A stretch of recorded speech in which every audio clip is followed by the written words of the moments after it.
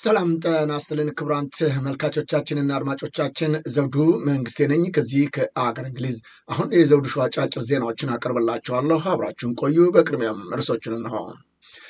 ጄኔራሉ ከኢትዮጵያ ተገንጥለን ከኤርትራ ጋር እንዋሃዳለን አሉ። ጉዳዩ አነጋጋሪ ሆነዋል። በትምህርት ቤት የድሮን ጥቃት ተፈጸመ። ብልጽግና መንገዶችን ዘጋ።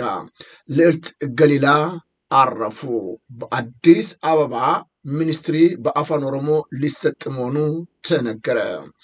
የቲክቶከሩ አባት ለካናዳ ኤምባሲ ደብዳቤ አስገቡ። አሁን ወደ ዝርዝሩ እንሄዳለን፣ አብራችሁን ቆዩ። ብልጽግና መንገዶቹን ዝግ አደረገ። በጎንደር ከተማም አዲስ ዘመን ከተማ ዋና መንገድ ለ6 ቀናቶች ዝግ መሆኑ ተገለጠ።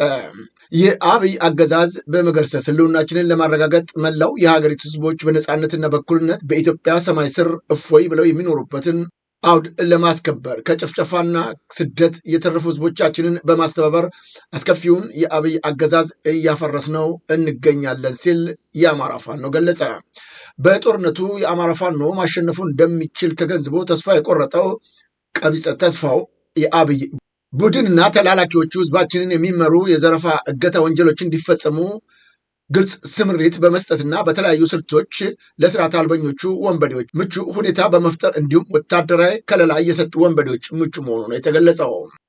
የሰሜን አማራ ቀጠና ግንባር ትግል ላለቀ ውጤት ለማብቃት እዛችን በላይ ጸለቀ እዝ በይፋ አውጆ የጀመረውን ትጥቅ ማጥራትና ማብቃት ንቅናቄ በመደገፍ ኮራችን ወደ ተግባር መግባቱን እያሳወቅን የማጥራት ተልኳችን የአካል የሆነውን በዳግማዊ ቴዎድሮስ ቀጠና ስር የሚስተዋሉ ተላላፊ ተሽከርካሪዎች ላይ ዘረፋና ስርቆት በሚፈጽሙ የህዝባችን ጠላቶችና የትግላችን ሳንካ ወንበዴዎች ላይ የማጣራት ስምሪት የሚደረግ በመሆኑ ከጎንደር ከተማ አዲስ ዘመን ከተማ ወደ አስፓልት አውራ ጎዳና ከታህሳስ 4 2018 ጀምሮ እስከ ታህሳስ 10 2018 ዓ.ም ወላጆች ጽኑ ህሙማን ከጫኑ አምቡላንሶችና ተሽከርካሪዎች ውጭ እስከተጠቀሰው ቀን ድረስ መንገዱ ዝግ እየተደረገ መሆኑን እናሳስባለን ብሏል። የተላለፈውን የመንገድ መዝጋት መመሪያ ተላልፎ ለመንቀሳቀስ የሚሞክር ማንኛውም አካል ሊደርስ የሚችለውን አደጋና ኪሳራ ኃላፊነቱን ራሱ የሚወስድ ይሆናል ሲል ነው ያሳወቀው። የአማራ ፋኖ ብሔራዊ ኃይል ሰሜን አማራ ቀጠና በላይ ዘለቀ እዝ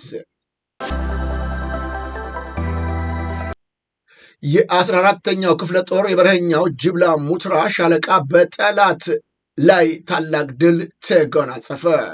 የአማራ ፋኖ ብሔራዊ ኃይል ቴዎድሮስ እዝ ነው 206ኛ ኮር 14ኛ ክፍለ ጦር የበረኛው ጅብላ ሙተራ ሻለቃ የሰራዊት አባላቶች የብልጽግና ሰራዊት ላይ ድል መቀዳጀታቸው የተገለጸው። የአርሶ አደሩን ሰብል ለመዝረፍ የማህበረሰቡን ቤት ለመበርበር በጠዋቱ ከደብረ ማርቆስ ከተማ ተነስቶ ወደ ሊባኖስ ቀበሌ ያመራውን የብልጽግና ሰራዊት ጀግናው የበረኛው ጅብላው ሙትራ ሻለቃ ፋኖች አስቀድመው ደፈጣ ጥለው በመጠበቅ ከጠዋቱ ጀምረው እስከ ምሽት ድረስ የቋያ እሳት ክንዳቸውን ሲያሳርፉበት መዋላቸው ነው የተገለጸው። በትምህርት ቤት ላይ ዛሬም የድሮን ጥቃት ተፈጸመ፣ ሰዎችም ሞቱ። የአብይ አህመድ አገዛዝ ብልጽግና የጥፋት ቡድን ሰሜን ሸዋ ዞን በግሸን ወረዳ ትምህርት ቤቶች ላይ ነው የድሮን ጥቃት በመፈጸም የአንደኛ ደረጃ ህጻናት ተማሪዎችን የገደለው። የጥፋት ቡድኑ በሰሜን ሸዋ ግሸን ወረዳ ልዩ ቦታው ደል አንደኛ ደረጃ ትምህርት ቤት በፈጸመው የድሮን ጥቃት ነው በትምህርት ገበታ ላይ ያሉ 2 ተማሪዎች ሲሰዉ በርካቶች ቁስለኛ መሆናቸው ነው የተገለጠው። የፋኖ ኃይል በአውደ ውጊያው ማሸነፍ ያልቻለው የብልጽግና መራሹ የጥፋት ቡድን በደል አንደኛ ደረጃ ትምህርት ቤትን ከጠዋቱ 5 ሰዓት የፈጸመው የድሮን ጥቃት ለህፃናት እንኳን የማይራራ መሆኑን በተግባር አሳይቷል ሲሉ ነው ፋኖቹ የገለጹት። በዚህ የድሮን ጥቃትም አንድ የመማሪያ ክፍል ሙሉ በሙሉ ሲወድም ከ10 በላይ ተማሪዎች በከፍተኛ ሁኔታ ቆስለው ወደ ሕክምና ተወስደዋል ብለዋል። መዳረሻውን ድልና ነፃነት የሆነው የአማራ ህዝብ የሁሉና ተጋድሎ ተጠናክሮ እንደሚቀጥል ነው የአማራ ፋኖ ደቡብ አማራ ቀጠና አሳምነው እዝ የገለጸው። ምኒልክ እዝ በላጎ ተወርዋሪ ሻለቃ ደሴ ዙሪያ ቀናቶችን ባስቆጠረው ተጋድሎ ታላላቅ ድሎችን ተጎናጸፈ። 4ኛ ቀኑን ያስቆጠረ ሲሆን ጠላት ከፍተኛ የሚባል ሰብአዊ ኪሳራ እያስተናገደ ተጋድሎን በድል ታጅቦ አሁንም እንደቀጠለ መሆኑ ተገልጧል። በደሴ ዙሪያ ወረዳ ሞቴ ከተማና አስገዶ ላይ ከባድ ጉዳት ኪሳራ የደረሰበት ሚሊሻና የደሴ ፖሊስ በድጋሜ የመከላከያ ሰራዊትና ሚሊሻና ፖሊስ ጥምረት ዙፋን ጠባቂ ጦር በአራት አቅጣጫ ከደሴ ከተማ አስግዶና ሞቴ፣ በጉጉፍቱ አጥት መስፈሪያ፣ በቆላ ገራዶ፣ በጓሳ ሜዳ፣ ከኩታበር፣ በተንታ አጅባራ በአራቱም አቅጣጫ ፋኖን ይዘታና ቀጠናውን አስለቅቃለሁ ብሎ የገባው ጠላት ባሰበው ልክ ሳይሆን በተቃራኒው በየጫካውና በየጉድጓዴው አስከሬኑ ወድቆ ቀርቷል ብለዋል ፋኖቹ። የአዶናይ ወላጅ አባት ብርሃን ኃይለ ሚካኤል ኢትዮጵያ ለሚገኘው የካናዳ ኤምባሲ ማመልከቻቸውን አስገቡ። ልጄ የካናዳ ዜግነት ያለው ሲሆን ለቤተሰቡ ጉብኝት አዲስ አበባ ነበር። አሁን በፌዴራል ፖሊስ በቁጥጥር ስር ነው ያለው ሲሉ ደብዳቤያቸውን ለኤምባሲው አስገብተዋል። እኔ አሁን ከአዲስ አበባ 1000 ኪሎ ሜትር ርቀት ላይ ነኝ የምገኘው። ነገር ግን ማቱሳላ በሬ የተባለው ታናሽ ወንድሙ ጉዳዩን በቅርበት እየተከታተለ ይገኛል በማለት ኢሜል ማድረጋቸው ተሰምቷል። ማስረጃዎቹም ተያይዘው ቀርበዋል። የአዶናይ እናትም በበኩላቸው ለቢቢሲ ትግርኛ በሰጡት ቃል ልጄ ያጠፋው ነገር የለም፣ ያሰረው መንግስት ሁኔታውን አጣርቶ እንደሚለቀው አምናለሁ። የራሱን ምቹ ህይወት ትቶ መጥቶ ሰዎችን የሚያግዝ እኔንም የሚረዳ ልጄ ነው ማለታቸው ታውቋል። በሌላም በኩል ፖሊስ ዛሬም ቲክቶከሮችን እያሰረ መሆኑ ተገለጸ። ከሀገራችን ባህልና ወግ ባፈነገጠ መልኩ የማህበራዊ ሚዲያን ሲጠቀሙ የነበሩ ግለሰቦችን ነው በቁጥጥር ስር ውለው ምርመራ እየተጣራባቸው መሆኑን የአዲስ አበባ ፖሊስ ጠቅላይ መምሪያ ያሳወቀው። ከማህበራዊ ሚዲያ ፕላትፎርም አንዱ የሆነውን ቲክቶክ በመጠቀም ከሀገራችን ባህልና ወግ ያፈነገጡ መልእክቶችን፣ ምስሎችን ሲያስተላልፉ የነበሩ ግለሰቦች በቁጥጥር ስር በመዋል ምርመራው እየተጣራባቸው እንደሚገኝም ታውቋል።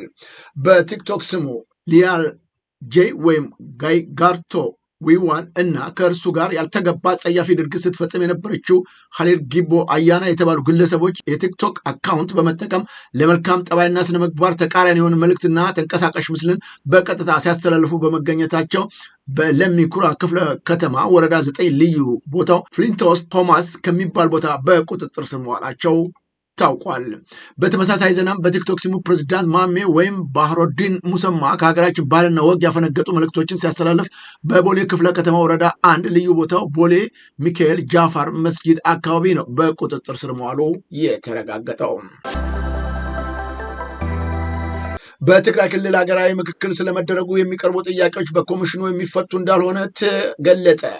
የሀገራዊ ምክክር ኮሚሽን በትግራይ ክልል ስራውን ለመጀመር በሚያደርገው እንቅስቃሴ የሚቀርቡትን ጥያቄዎች በኮሚሽኑ ሊመለሱ የሚችሉ እንዳልሆኑ ለዓለም አቀፍ ማህበር ገለጸ።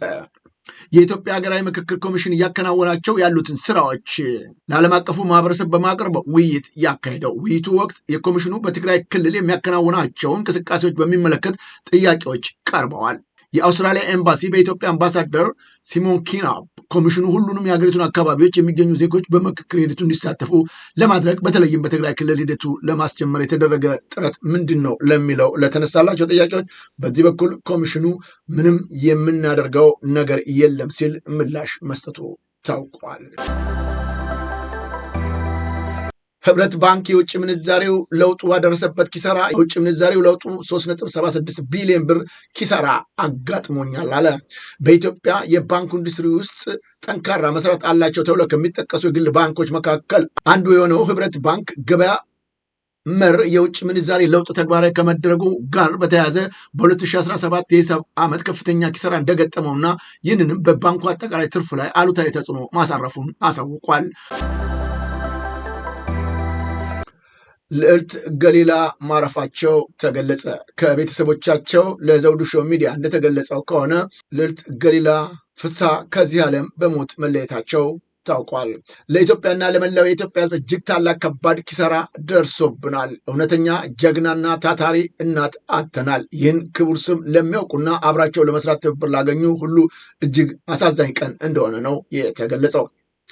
የግርማዊ ንጉሠ ነገሥት ቀዳማዊ ኃይለ ሥላሴ የልጅ ልጅ የሆኑት የልዑል ኤርምያስ ሳህለ ሥላሴ ባለቤት ልዕልት ገሊላ ፍስሐ ከዚህ ዓለም በሞት መለየታቸው ከፍተኛ ሐዘን የተሰማው መሆኑን ቤተሰቦቹና እንደዚሁም እሳቸውን የሚያውቁት በርካቶቹ ገልጠዋል።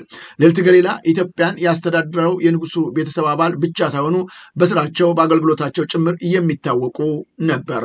ለሃይማኖታቸው ለኢትዮጵያን ኦርቶዶክስ ተዋሕዶ ቤተክርስቲያን አጥብቀው ያገለገሉ ለህዝባቸው በዓለም አቀፍ መድረኮች ስለ ኢትዮጵያ አጥብቀው ይቆሙ እንደነበረ ነው ታሪካቸው የሚገልጸው። በዲያስፖራው በውጭ የሚኖሩ ኢትዮጵያውያን ክብራቸውንና ማንነታቸውን ጠብቀው እንዲኖሩ በትጋት ይሰሩ እንደነበረ ታውቋል። ልዕልቲቱ ከልዑል ኤርሚያስ ጋር የሁለት መንትያ ልጆች ወላጅም ነበሩ። የዘውዱ ሾው ሚዲያም በልዕልት ገሊላ እረፍት እጅግ ያዘነ ሲሆን ለቤተሰቦቻቸውና ለወዳጆቻቸው ሁሉ መጽናናትን እንመኛለን። ሟች ልዕልት ገሊላም ነፍሳቸውን በአጸደ ገነት ያኖርልን። የአፍሪካ ህብረት ለአፋድ ምላሽ ሰጠ። የተደራደርነው ከግለሰብ ጋር ነውም አለ። ማስረሻ ሰጤ የተባለው የቀድሞ የአፋድ አመራር በግሉ ያደረገውን ስምምነት ከድርጅቱ ጋር እንደተደረገ ድርድር አስመስሎ የኢትዮጵያ መንግስት ባዘጋጀው የባህር ዳሩ ትዕይንት ላይ እንዴት ተገኛችሁ? በዚህ ጉዳይ ላይ ማብራሪያ እንዲሰጡን እንጠይቃለን በሚል ከአፋድ ጥያቄ ቀረበለት። የአፍሪካ ህብረት በሰጠው ምላሽ ከግለሰቦች ጋር የሚደረግን ስምምነት የአፍሪካ ህብረት እንደ አንድ የሰላም ስልት የሚቆጥረው ነው ሲል ማብራሪያ ሰጥቶበታል። የአፋድ ሰብሳቢም ከዚህ ቀደም በእስክንድር ነጋ እንደገለጸው ከኛ ጋር የተደረገ ምንም አይነት ውይይት የለም፣ ከግለሰብ ጋር የተደረገ ውይይት ነው ማለቱ አይዘነጋም። ይህ በእንዲህ እንዳለ አሁንም የታጠቁ አካላቶች ሰላም መንገድ እንዲመርጡ ሰሞኑን የሰላም ምርጫ ተከትለው ከነጥጥቃቸው ለመንግስት እጃቸውን የሰጡ የአማራ ፋኖ ህዝባዊ ድርጅት ከፍተኛ አመራሮች ጥሪ አቅርበዋል ሲል የኢትዮጵያ መንግስት ዛሬም ተጨማሪ ዘገባ ማድረጉ ነው የተገለጸው።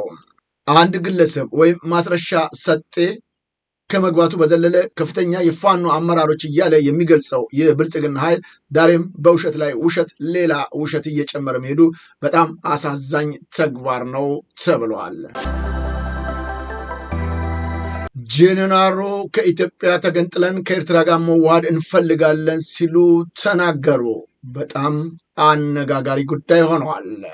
ሜጀር ጀነራል ክንፌ ዳኛ ናቸው። ለዓመታት በአዲስ አበባ ታስረው የነበሩት የቀድሞ የሜቴክ ኃላፊ ብርሃ ከተሰኘ የበይነመረብ ሚዲያ ጋር ባደረጉ ቃለ መጠይቅ አነጋጋሪውን አስተያየት ይዘው ተከስተዋል።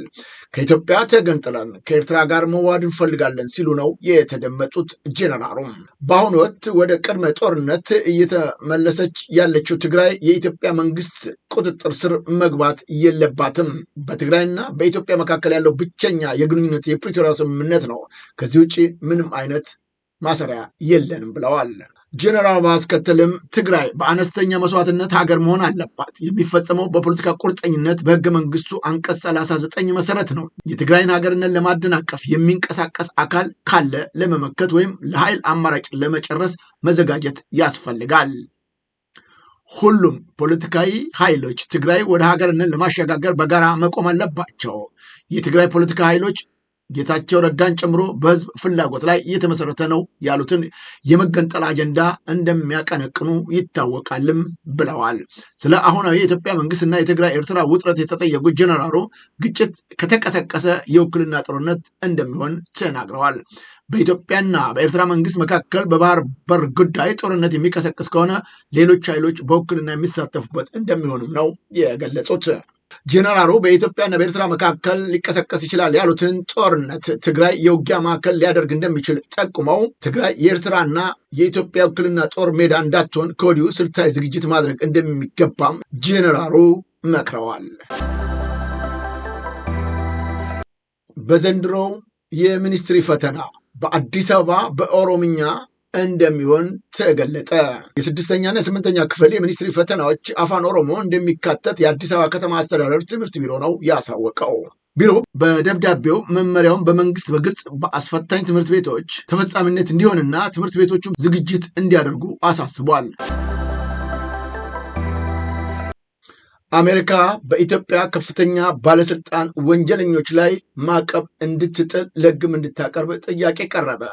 የአሜሪካ ኮንግረስ አባል በኢትዮጵያ ኦርቶዶክስ ቤተክርስቲያንና በሌሎችም እምነት አማኞች ላይ እየተፈጸመ ላለው ጥቃት በኢትዮጵያ ላይ ማዕቀብ እንዲጣል ነው ጥያቄ ያቀረቡት። በአሜሪካ ኮንግረስ የሪፐብሊካን ፓርቲ አባሉ ቤሪ ካርተር በኢትዮጵያ ኦርቶዶክስ ተዋሕዶ ቤተክርስቲያንና ሌሎችም የሃይማኖት ተከታዮች ማህበረሰቦች ላይ ፈጽሟቸዋል ላሉት ከባድ የሰብአዊ መብት ጥሰቶች በኢትዮጵያ መንግስት ላይ አሜሪካ ማዕቀብ እንድትጥል የሚጠይቅ ረቂቅ ውሳኔ ሀሳብ ለህዝብ እንደራሴዎች ምክር ቤት አቅርበዋል። ረቂቅ የውሳኔ ሀሳቡ በሲቪሎች ላይ የሚፈጸም ጥቃቶችን ለማስቆምና ባለስልጣንን ተጠያቂ ለማድረግ የአሜሪካን የውጭ ጉዳይ ሚኒስቴር የተመረጡ ማዕቀቦችን ጨምሮ አሁንም የዲፕሎማሲ መሳሪያዎችን እንዲጠቀም ይጠይቃል።